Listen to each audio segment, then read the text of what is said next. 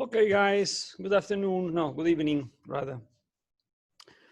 So it's so far only 20 of you, or 20 of us, in fact. So there are 11 people almost that are missing, but it's fine. Since we're recording, they can see it later by themselves. So before we go ahead, let me tell everybody once again that the oral exam is next Wednesday from 2:30 to 6:30. Each one of you will be given something between, say, 5 to maximum 15 minutes, really maximum. It all depends on how well the thing goes. If someone shows to know his stuff or her stuff, then there is no need for us to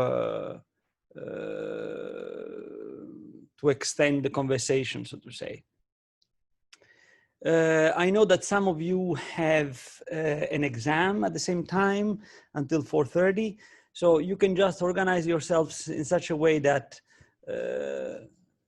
you can be put in the slot from 4:30 to 6:30. And then I think William had a problem that you will know more clearly about only by Friday.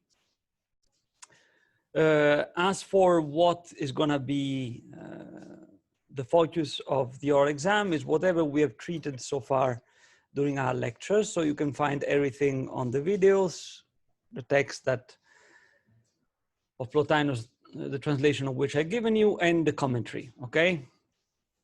Now, as far as the commentary, we are now entering into a part of the text for which I haven't yet put together a coherent commentary. So you have to pay particular attention to what I say during our lectures. As for today's lecture, I will try to keep it up to 5:30 because then I have, unfortunately, something urgent to do. But I hope that in this hour, we will manage to say at least the most important thing. So in today's lecture, we're gonna look at chapter 7 and start looking at chapter 8. Now, chapter 8, as we will see, represents, to my mind at least, the central thought of Plotinus when it comes to the problem of the subsistence of things. And why is that?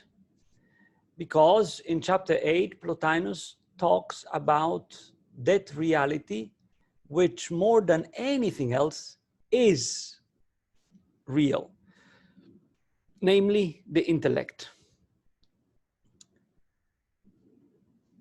And the intellect appears in chapter 8 under Plotinus' speculation as the self-subsistent reality, as we will see. But before we go there, let's go to chapter 7. Now, chapter 7, if you read the text carefully, appears to be some sort of rough and ready recapitulation of what Plotinus has said up to that point. To a certain extent, it seems even needless. It seems almost a redundant repetition of what has been said. But if one reads it carefully, one notices that something is said in chapter 7, which is essential. And this thing that is essential is the theme of the treatise itself, which in chapter 7 is brought to light. And in a certain way, the theme of all of Plotinus's thought. What is that? Is found, this theme, this central theme of Plotinus's thought, is found towards the end of chapter 7. It's a sentence that I highlighted to you already. And it sounds like this. Give me a second.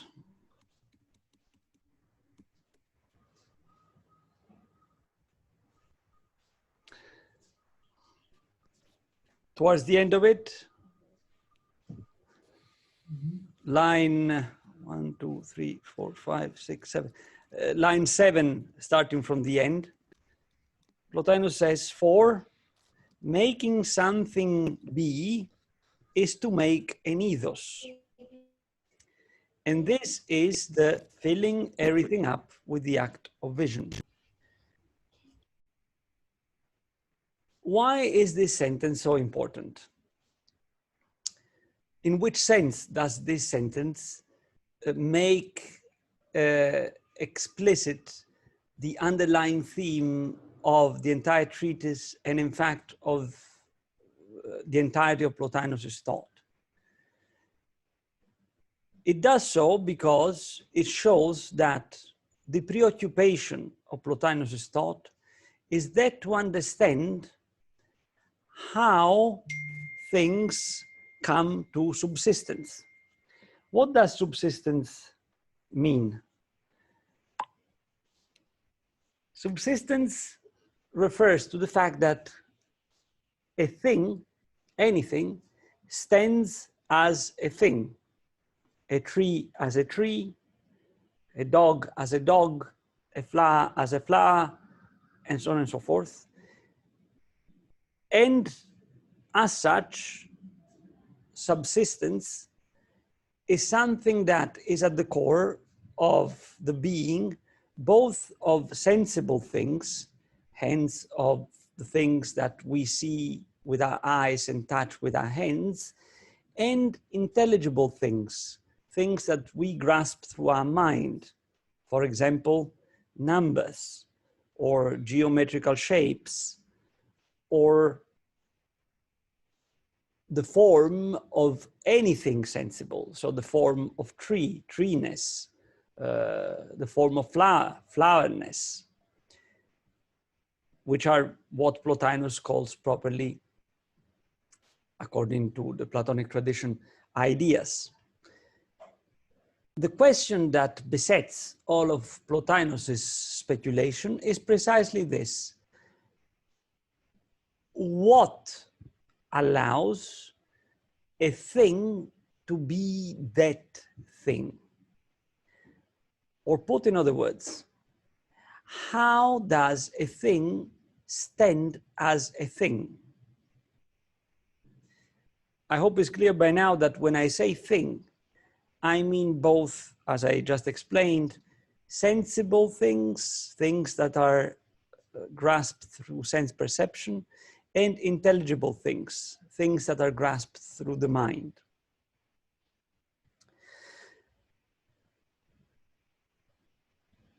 This question that Plotinus has is a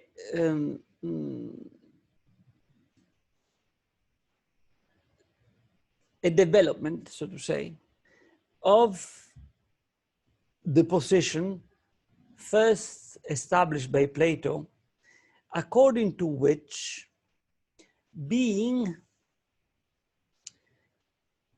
means to be something.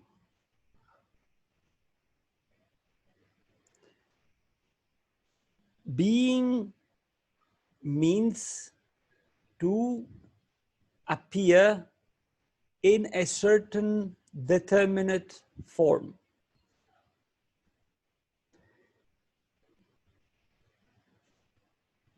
If being means to be something,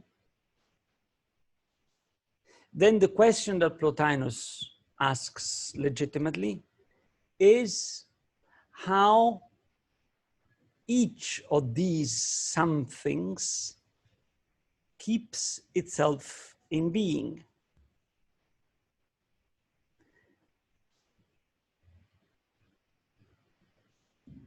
Is this clear for everybody? Or do we need to clarify this point? It's important that you grasp this point.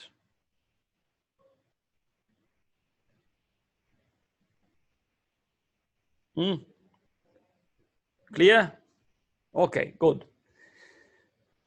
Now, let's look again at the way in which Plotinus, in line with the Platonic tradition, calls the thing, each thing.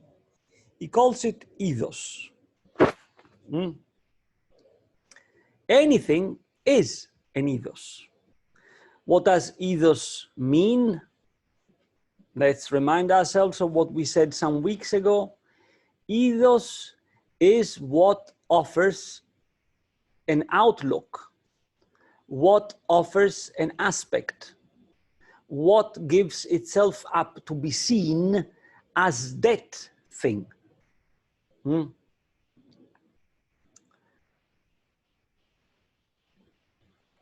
In that sense, I am the manifestation of an eidos, namely the eidos men.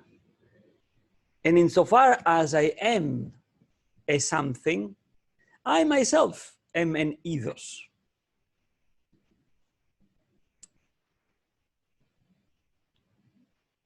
So,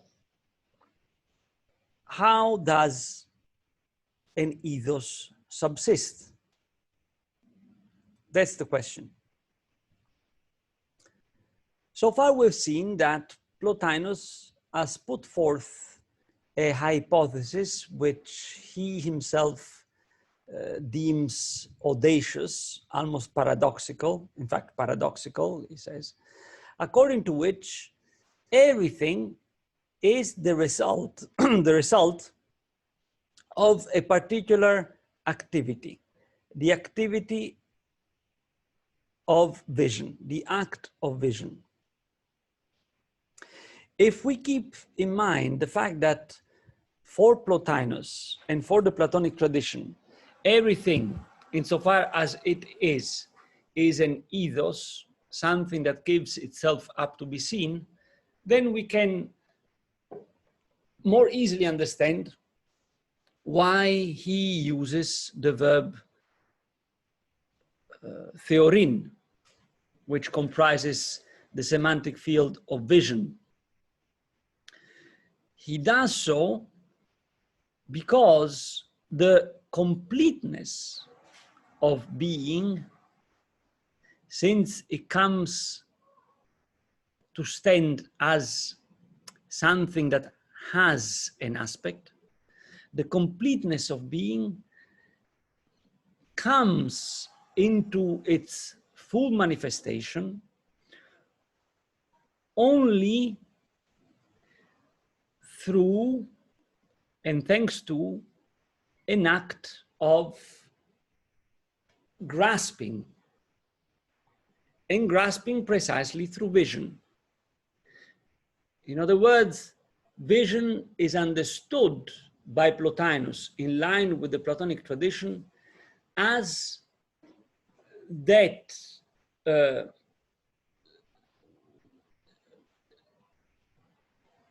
full apprehension of a thing whereby the thing itself subsists.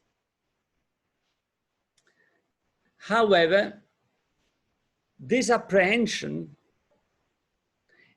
this grasping, is not the action of something external to the thing, but is the action of the thing itself on itself.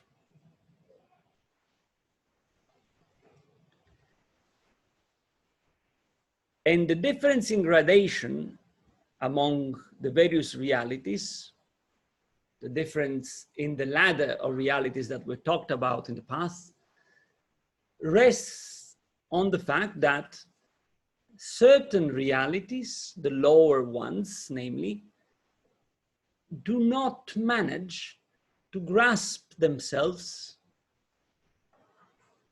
in such a full way as the higher realities do. We have seen so far that there is a reality that manages to grasp itself in such a way as to have itself in a stable manner. And that reality is the soul. We've talked last week about the soul. We've seen that the soul in its purest form is above the power of growth.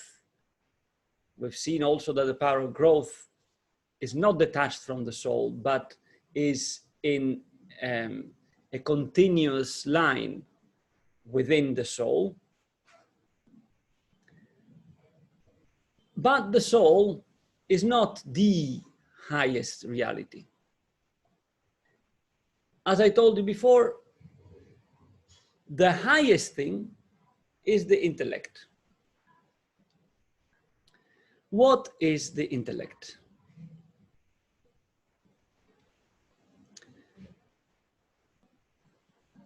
The intellect, in Greek, nous, is the first reality. And in fact, is the only true reality. Now, to understand what Plotinus and the Greeks, for that matter, have in mind when they say nous, when they say noin, we must clarify a second the word itself in contrast or in parallel with the translation that, the word that we use in our translation, namely intellect. Let's start from the word that is most known to us, namely intellect. When we say intellect in English, we refer to a certain faculty of the human mind whereby we, the human beings, are capable of grasping certain objects, such as the intelligible. So, for example, as I said before, numbers, geometrical shapes, the concept of justice, the concept of beauty, the concept of human rights. And in fact, through the intellect, we are even able to build concepts. Now, I hope that none of you will contest the fact that this faculty characterizes the human being in contrast to all other living things. So for us modern, when we say intellect, we are talking about a specific faculty of the human mind. Now, already starting from this modern acceptation of the word intellect, we can notice that, yes, it is true that through the intellect we grasp intelligible realities. But if we think of it a bit further, we also realize that also the objects of sense perception are ultimately grasped through the intellect. Namely, I recognize a tree as a tree because I have already grasped the intelligible form of the tree.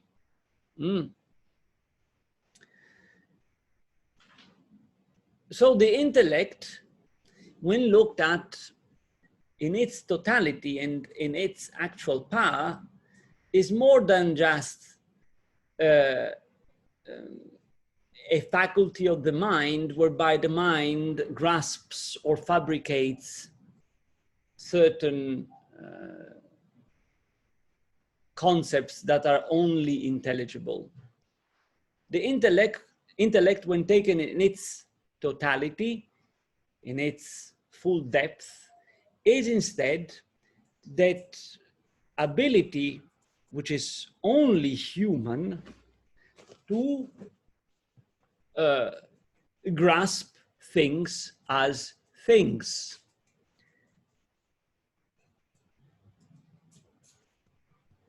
And as such, the intellect contains in itself all the world. This consideration brings us already much closer to what the Greeks understood when they said nous. When the Greeks said nous, or when they used the verb noin, they didn't think of this verb as limited only to a certain faculty of the mind, but they thought of it as that generally perceptive openness which characterizes the human being insofar as the human being is that entity which in its relation to the outside relates to the outside as to as many things. This is quite a mouthful, I know, but there is no shortcut to this. So let me put it in other words. The intellect, when thought in Greek terms, is that ability whereby the human being lives in relation to what surrounds itself as surrounded by things. It is through the intellect, it is through the nous, that the human being grasps things as things. And for the Greeks, this is not the result of some kind of making or some kind of operation on the part of the single human being. For the Greeks, for Plato, first of all, and in a way before Plato, even for Parmenides, this is simply the way in which the human being is. The human being is in such a way as to be a soul whose main characteristic is that of living at the noetic level, at the level of the intellect. Now, the intellect per se, looked at in a Platonic way, Romolo, is, sorry guys, the intellect per se, looked at in a Platonic way, is the characterizing trait of the human soul, but is also, it represents also the fabric of reality. Why is that? Well, because the intellect which is present in the human mind is the reflection, the reflection, yeah, of the world of ideas of which the soul itself is part. So the intellect, looked at in Platonic terms, is the all-enwrapping, all-embracing totality of things in their originary form, namely the ideas. Okay, is this clear for everybody? Prof, maybe you can go through that part about how the intellect also represents the fabric of reality. I didn't quite get that. Yeah, okay. So let's start from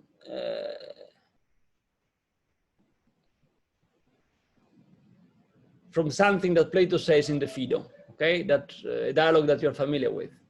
In the Phaedo, Plato says that the soul is eternal because we see that the soul down here knows certain things that it has not learned here. So it must have been born with those things as something known already. And this knowledge comes from the fact that the soul is eternal.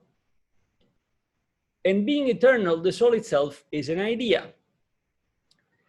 Now, how come that the soul knows those things? Because the soul is in the constant presence of those things. And what are those things in their constancy? The ideas. So the soul is one of the ideas. The ideas altogether form the fabric of the world, the foundation of the world. Because everything we see down here is nothing but the mirrored reflection of what is up there, to use the image of the up and down. Now, how do we call this upper realm? That's the realm that the Platonic tradition has called the realm of the noetic, the realm of the intellect. The realm of the intellect is the realm in which the ideas abide. Now, all ideas are alive. And it is only because they're alive that they are productive. This notion might seem to you and to many people who do not reflect enough on what Plato says, a sort of semi-religious or semi-mythical thought. But think just of this. Let's look at this from the chemical point of view, from the point of view of biology, of biological chemistry, or chemical biology, I don't know how they call it. It is a fact that it has been observed many times that if you cut a cell in two parts, you know that each cell reproduces itself, right? Identical to itself. So if you have a cell that is A1, that cell A1 will reproduce itself as A1, okay? And then if you have the cell B1, it will reproduce itself as B1, okay?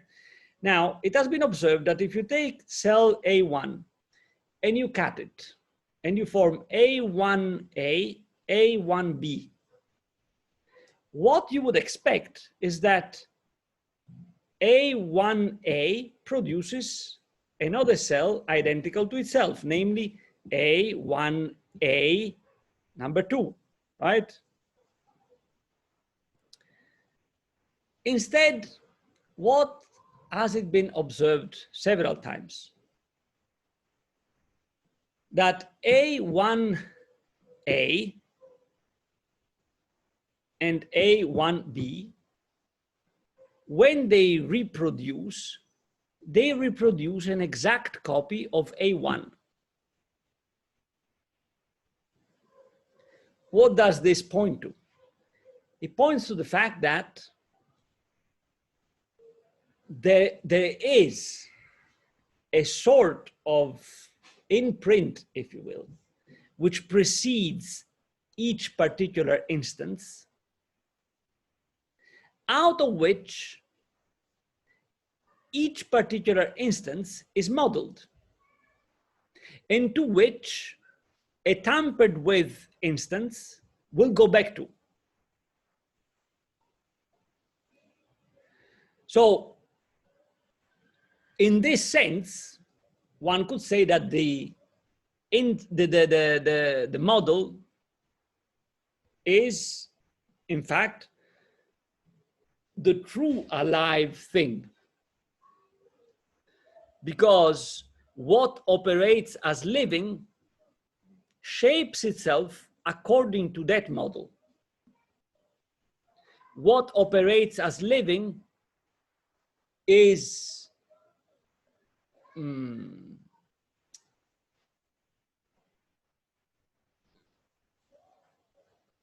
it's an operation whereby that thing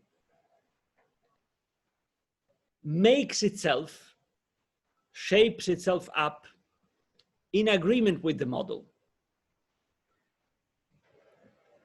So try to think of the Platonic ethos and of the fact that Plato says that the ethos is the true living thing in these terms. It is the true living thing because it's the stable thing. It's the thing that keeps itself always in such a way as to be stable and hence to work as a model for the various instances. Now, these EV form a net of relations marked by parallelism or by contrast, and by contrast, not or by contrast. And this net is the world, the real world, the stable world, the paradigm of the sensible world in which we live. The intellect is this world. And given the fact that each ethos is alive, the intellect itself is alive. This true world is alive. And what does being alive amount to? What does it mean? It means that it keeps itself up together as such. Now, all this in Plato's thought is announced, is pointed out, is hinted at, but is not, or shall I say, is not made object of an explicit reflection. When Plato makes it an object of reflection, it does so in semi-mythical terms. Think, for example, of the dialogue called Timaeus. Or it does so in a hyper-dialectical way. Think of the dialogue called Parmenides, in which the problem is the problem of methexis. So it's not really the problem of the subsistence of the EV per se. Plotinus instead, following Aristotle, takes up the problem of understanding how each reality keeps itself up as that reality, and first of all, how the highest reality does so, which is the highest reality, the nous. What is the nous? As we said before, in the human being is that ability to grasp things as things, and at large is that self-sustained, all-embracing, living thing in which all the true living things are, namely the EV. So the nous is the hyper ethos. Okay? That's what the intellect is. The intellect, in short, for the Platonic tradition, is the foundation of the possibility of the world as world. By the way, this is also the point of contestation of Platonism on the part of many subsequent philosophers, one of which, for example, is Bergson. But it's also the point instead starting from which many other thinkers in the 20th century have instead defended Platonism. I'm thinking, for example, of Whitehead, a British philosopher of the 20th century, or Monod, a French biologist, or Rouillet, a French biologist as well. Yeah. Who have noticed that Platonism remains in many ways unsurpassable because it provides us with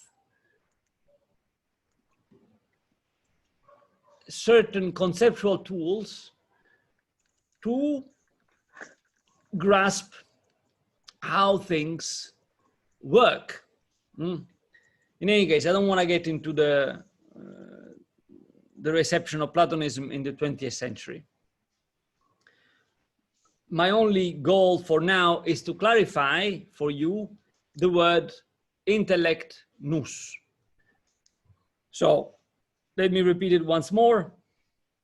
Nous, understood in a Greek way, and more specifically in a Platonic way, nous is that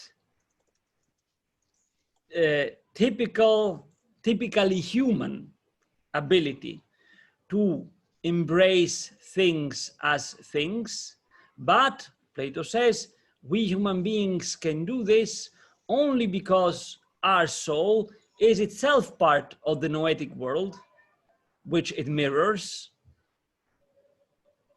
And the noetic world, the nous in its totality, is the true world, is the foundation of the world of senses in which we live. All right.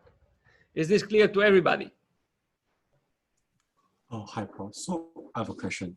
Yeah. So for all human beings, we might share a different reality of soul, but we actually share we share the same reality of the nous. What do you mean the different reality of soul? In terms of, because the higher reality or reality of the nous supposed to be the foundation of the all reality. Yeah. So does it mean that all of us share the same reality?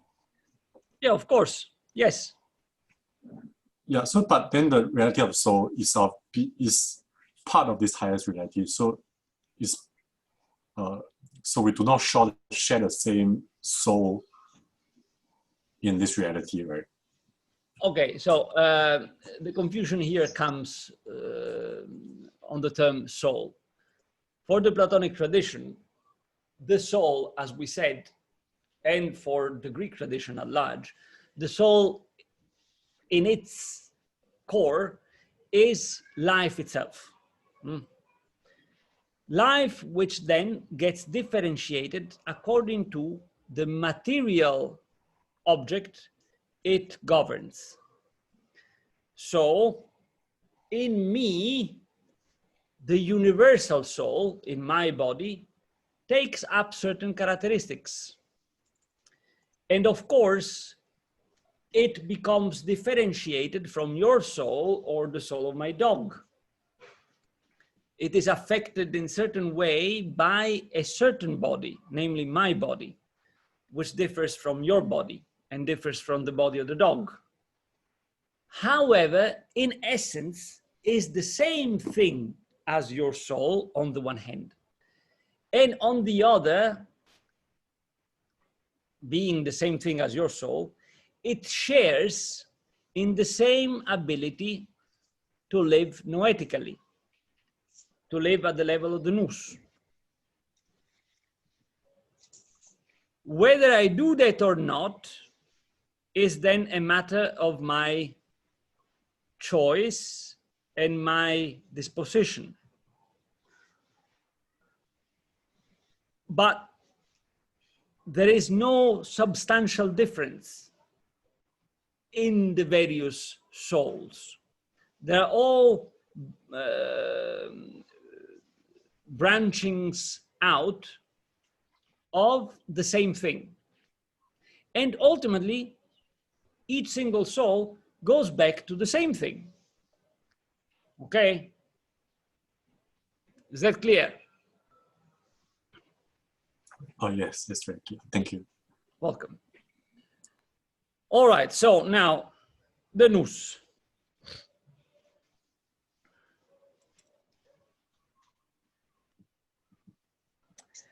This problem, this word nous in Greek thought is a very ancient one. If we go back to the way in which it was commonly used in ancient Greek, that is to say, when I say commonly, I mean not in a philosophically charged way, nous and noin means mostly to perceive, to be aware of, to be able to grasp things.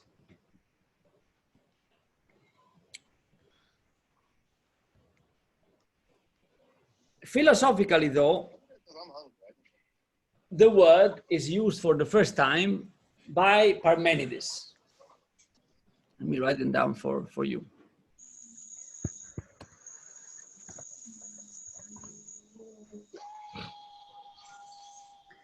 And the moment Parmenides uses this word, he uses it already within the frame of a problem, which as such will remain one of the deepest problems of Western thought, namely the relation between knowing, which we can translate with thinking / perceiving, and being. Parmenides says, in a quite obscure way, by obscure I mean in a way that needs to be given thought, needs to be reflected upon, he says in one of his fragments, because his work has reached us through fragments, unfortunately, he says, noin and ine, thinking and being, are the same. To garafto noin estinte ke ine. Now, chapter 8 of Plotinus opens up precisely with this sentence of Parmenides. Plotinus says at the beginning of chapter 8 that the nous is one with its object of vision, not like the soul is one with its object of vision, that is to say, through some kind of familiarity, through ikiosis at the highest degree. But Plotinus says, ousia, by its very being, by its very essence. And then he quotes the passage of Parmenides. So Plotinus interprets the relation between thinking and being as one of the identity between the knower or thinker or observer and the known or thought or observed.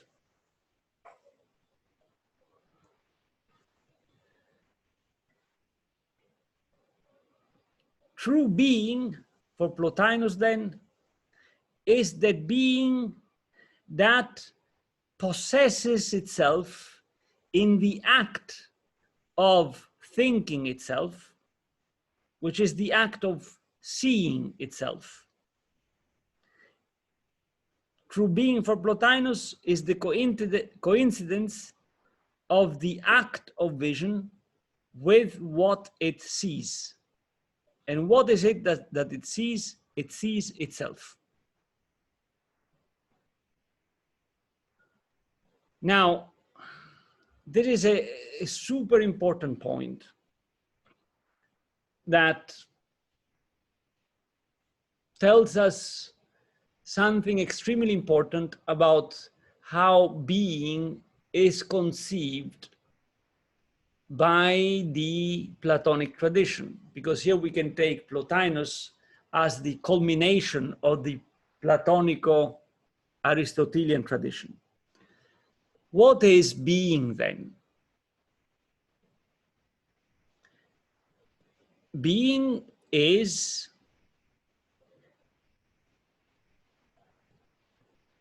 a given reality, so one of the things among all other things, and for that matter, the highest of all things. And this highest of all things stands as what it is because of an act of self-knowledge, which is an act of self-definition, of self-keeping, of self-subsisting. Okay? So again, we come here to a first glimpse at an answer regarding the question that leads this course. The question that leads this course is the question of being, and particularly, how does the Platonic tradition understand being? We have taken Plotinus as our lead, and in this point, we find the first glimpse at an answer. For the Platonic tradition, as represented by Plotinus, being is the nous, one of the things, an entity hence, one particular being, and that one particular being as the self-subsisting thing through an act of self-keeping, through an act of self-possessing. Okay? Now, in order for you to appreciate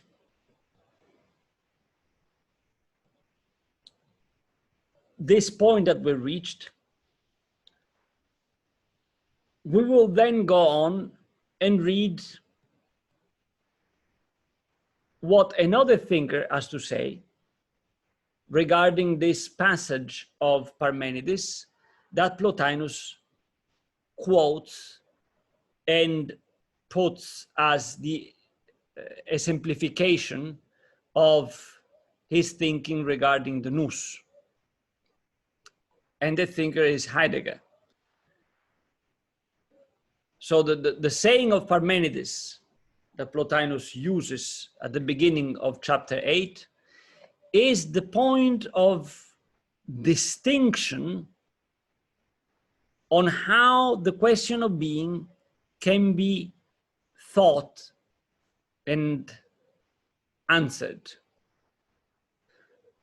For Plotinus, as we can see from the way he talks about the nous, being is the stability of the highest of all things, namely the nous. So being is one among the various things, the highest, to be sure.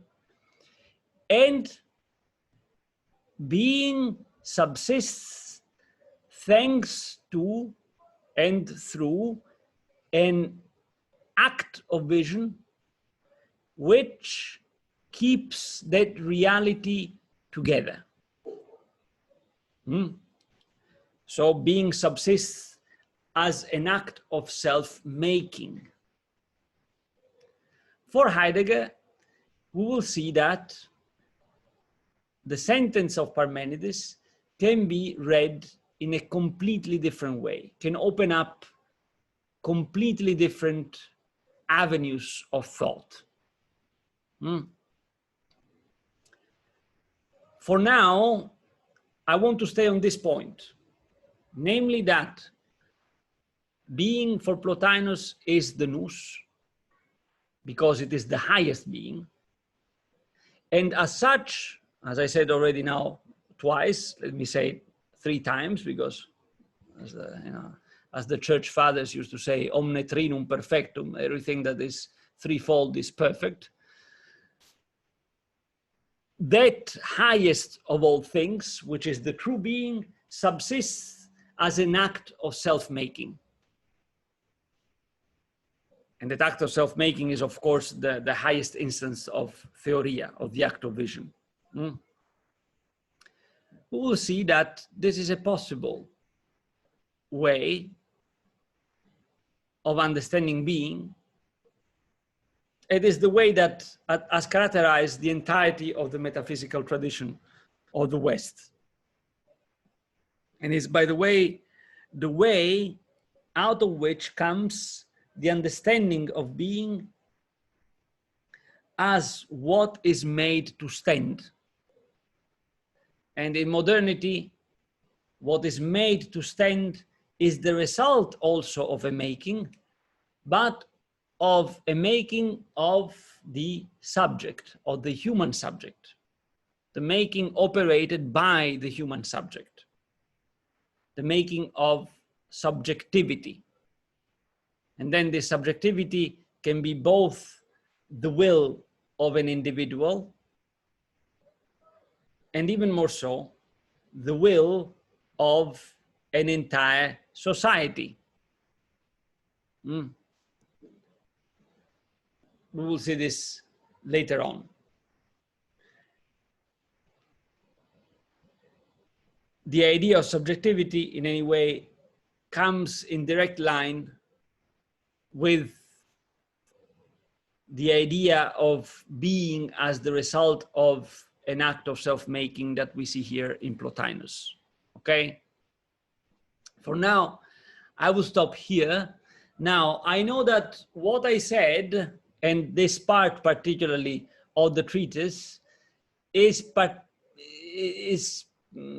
peculiarly mind-boggling. I know that this is matter for headache.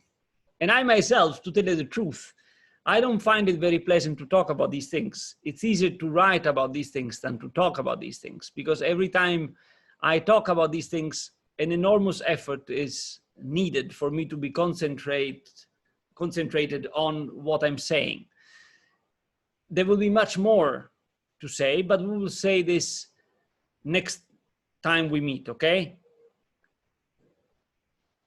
Next time we meet, we'll go further in chapter 8, and possibly we'll finish up the treatise. If not this Thursday, next Tuesday. So then we can go on to Heidegger, okay? Is that clear for everybody? All right, so I would stop here for now, because as I told you, I have to get off by 5:30. I know